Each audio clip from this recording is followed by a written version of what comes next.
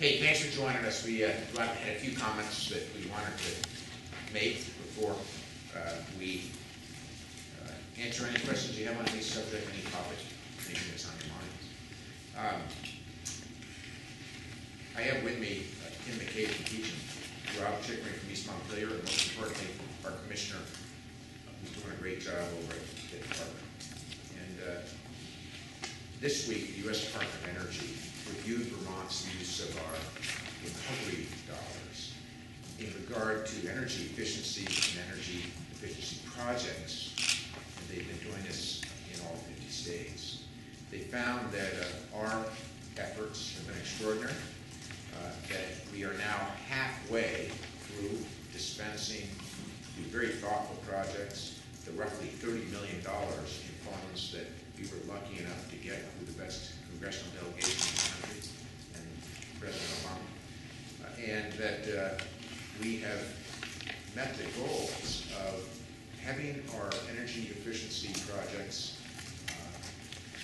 executed, saving energy, putting dollars in communities' pockets, schools and municipalities, as well as Vermonters, and leading in the effort to use less energy more wisely. Let's remember that when we save $5 million, $4 million, $500,000, $5,000 on an energy efficiency project, those dollars go into a community's pocket every single year and forever. So I just want to applaud the work that's been done. I want to thank the department who's been working overtime, the hard-working state employees, some of whom are here. We've been working overtime to get these dollars out the door, get the projects analyzed, make the selections, and help to bring about our status as the leader, in my judgment, in energy efficiency in the country. And to talk about a couple of those projects, first I'm going to ask the Commissioner to give you an overview of where we are, and then I'm going to ask both Tim and Rob to make a couple of comments about how it's affecting their communities in Peacham and Montpelier, East Montpelier. So, Commissioner. Thank you. Thanks for coming today. I just want to thank very much the members of my department who've been working since 2009 when the ARA awards were given to Vermont to get the money out of the state coffers and into the communities. It's a lot of hard work, and many of them are here today. Kelly Launder, our Assistant Director, Andy Perchlick from the Clean Energy Development Fund, Michelle Hughes, Diane Cummings, Sherry Rockcastle, Diane Reynolds, really great team at the department. They've been working very hard to do this, and thank you for coming. The reason that we're here today is the Department of Energy recently came to the Department of Public Service, which serves as Vermont State Energy Office, and took a look at how we're doing in delivering the ARA funds on energy projects statewide. And that's routine. They're doing this in all 50 states. And the report back was really good news. We're about halfway through the time period. It was $32 million awarded to the state of Vermont in 2 separate blocks of programs, one for renewable energy projects in biomass and geothermal, and another big set in efficiency programs. And that $32 million is about just over $13 million actually expended, already out the door.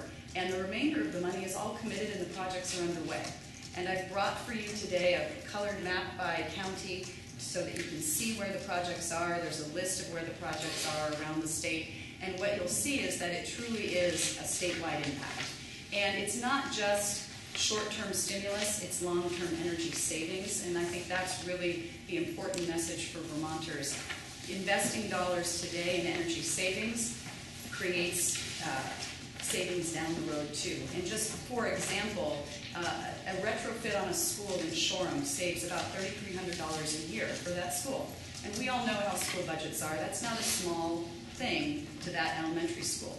And when you look at the retrofits that have been done statewide, about over 100 projects, over $500,000 of savings annually achieved by those projects. And those are not just savings that will be achieved this year, but will be achieved in years to come because we've been able to put the money on the ground.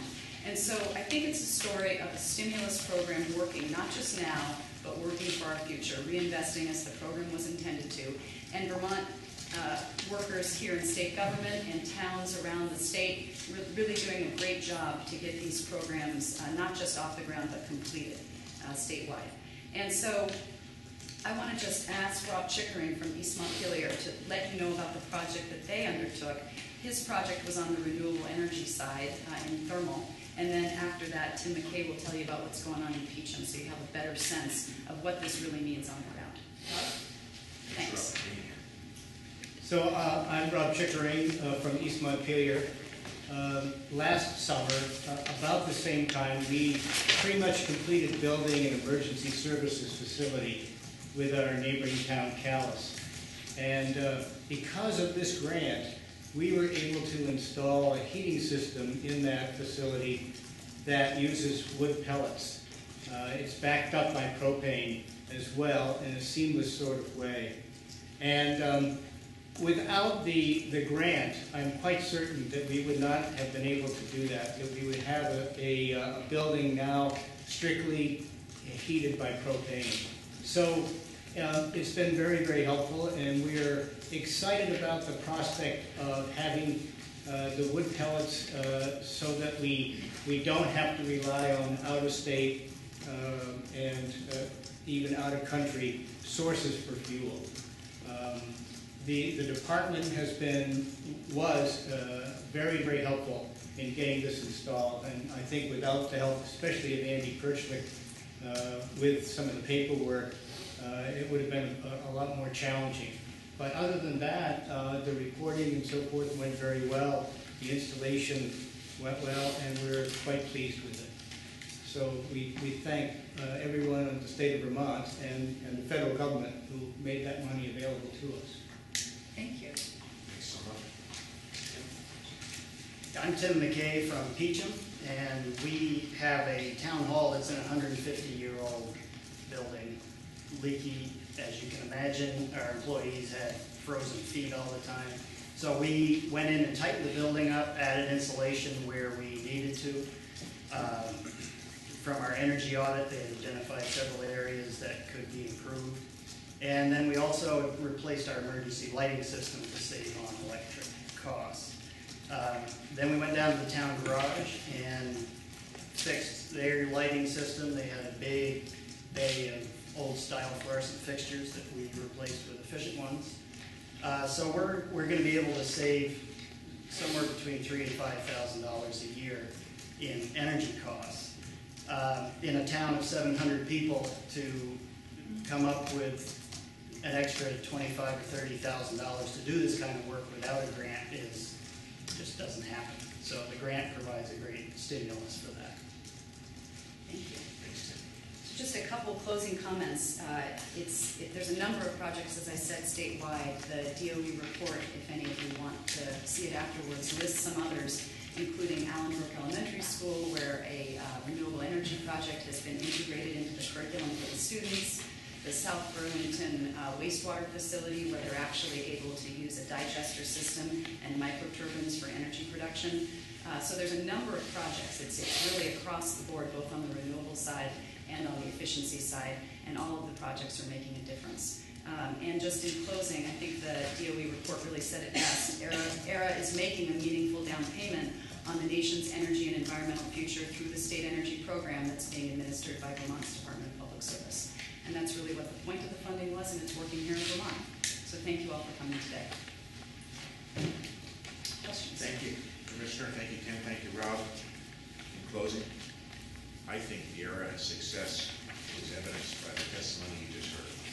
Creating jobs, putting Vermonters to work, having us buy local energy supplies instead of relying on countries that mostly don't like us, and being more frugal in our ability to put dollars in Vermonters' pockets instead of exporting them overseas. So, here in Washington lately, a lot of complaining. This is an example of how government can work to make our lives better. Be happy to answer any questions.